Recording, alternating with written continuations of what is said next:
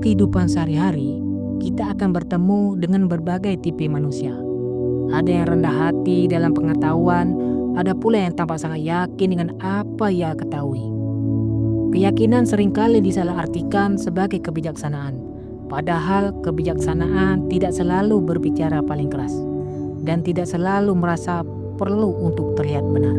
Ada orang yang terlihat pintar dalam menyampaikan pendapat, namun kurang memberi ruang bagi sudut pandang lain. Percakapan bersama mereka seringkali terasa satu arah, bukan sebagai dialog, melainkan sebagai ajang pembuktian. Situasi seperti ini kerap menguji kesabaran, bukan karena perbedaan pendapat, melainkan karena cara perbedaan itu disampaikan. Menyikapi kondisi semacam ini membutuhkan kedewasaan berpikir, bukan untuk menghakimi, bukan pula untuk merasa lebih unggul, melainkan untuk menjaga kualitas diri, kejernihan berpikir, dan keseimbangan emosi.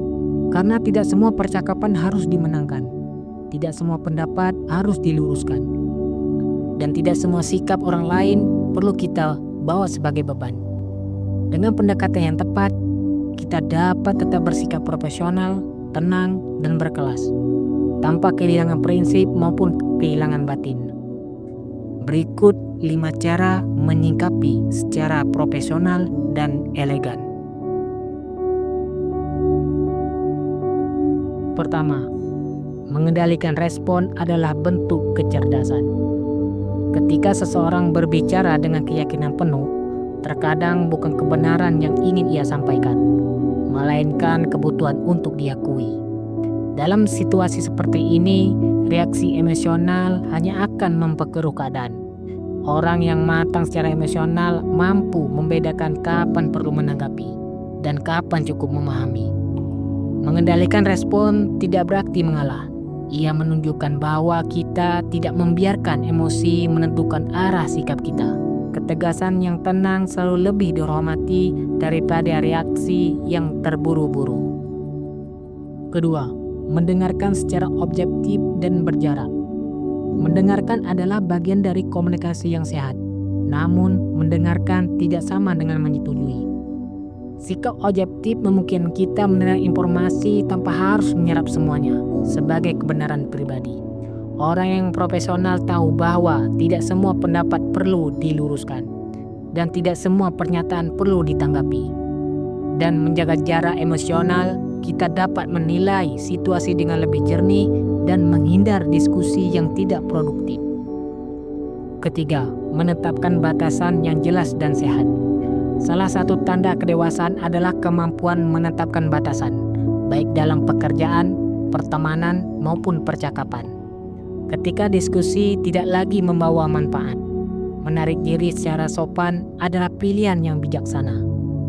Batasan bukan bentuk penolakan, melainkan bentuk penghargaan terhadap waktu dan energi. Orang yang bijak tidak menghabiskan energi untuk membuktikan diri di setiap situasi.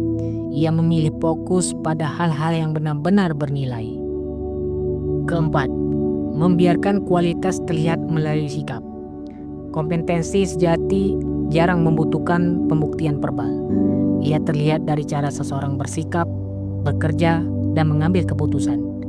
Alih-alih berdebat, orang yang matang memilih menunjukkan kualitas melalui konsistensi, sikap tenang, komunikasi yang jelas, dan tindakan yang tepat akan berbicara dengan sendirinya.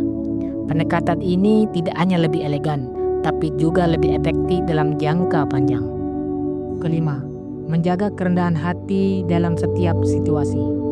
Kerendahan hati adalah ciri kecerdasan yang mendalam. Semakin seseorang belajar, semakin ia menyadari bahwa pengetahuan selalu berkembang. Sikap ini membuka ruang untuk terus bertumbuh, tanpa merasa perlu membandingkan diri dengan orang lain. Orang yang rendah hati tidak sibuk terlihat pintar. Ia sibuk memperbaiki diri, dan justru dari situlah kebijaksanaan tumbuh. Menyikapi orang yang terlihat pintar namun kurang bijaksana bukan tentang siapa yang lebih benar. Ini tentang bagaimana kita menjaga sikap, menjaga ketenangan, dan menjaga kualitas diri. Karena dalam jangka panjang, ketenangan, kejelasan, dan kedewasaan akan selalu menjadi kekuatan yang paling dihargai.